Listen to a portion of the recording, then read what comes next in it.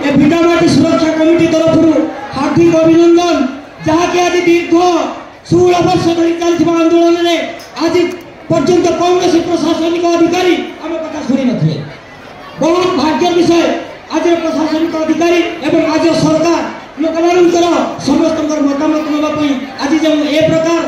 आयोजन कर पुणी थे मो तरफ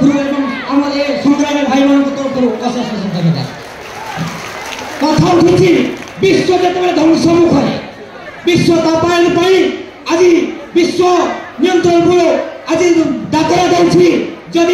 आउ 5 टिकी उताप पड़ जाए 2045 मसीहा सुधा विश्व अनेक सहर एपरिक बालेश्वर रही से सहर सब जलमग्न हो आज कौन कंपनी कौन अधिकार आपण माने विश्व ए सबुजमा भरा प्रकल्प को नष्ट कर प्रथम जवाब देवे जदि विश्व नष्ट हुए जदि कलिकता सहर बुड़ी बालेश्वर जदि ध्वंस हो बड़ बड़ सहर जदि ध्वंस हो तबे आपण माने कहार स्वार्थ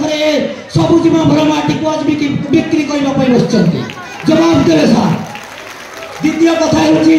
आपण माने निजुक्ति ना एठी जो विनाश मंजी बुणुंट निजुक्ति आपण देवे आपण को बहरे 350 माने जो माने कुशली श्रमिक आउ आज आम 40-50 हजार जो बेकार सृष्टि हम से बेकार से माँ मौसी भाई भौणी समस्त जीवे कुआड़े तार जवाब प्रशासन देवे। आज एठी आम माछटे धरचे ए अंचल समुद्र भरा पान धान मीन जहाँ कि खोजे आप अंचल विश्वर कोण अनुकोण को जगाऊँगी से जिस नष्ट हो परिवेश जब ध्वंस हो सबुजमा भरा झाऊ जंगल जब ध्वंस हो अंगारकाम्ल तीव्रता जब बढ़ी जीव जगत सृष्टि हो रही पार तो ए कोईला गुंड ए धूली जब अंचल को आच्छादित कर अंचल जनसाधारण तिष्टि पार तो कंपनी जो बही पानी सिंचन कर विश्व धूली को नियंत्रण कर समुद्र नदी में तैलाक्त जिन स्पंज माध्यम उत्तोलन करके पानी को स्वच्छ कर संभव तो तेणु ए प्रकार जवाब आम सार आम मान संवेदनतार सहित विचार करेंगे और आम ए मतामत को समस्त को जपरी सुहाइला भाई मतामत हम आम मान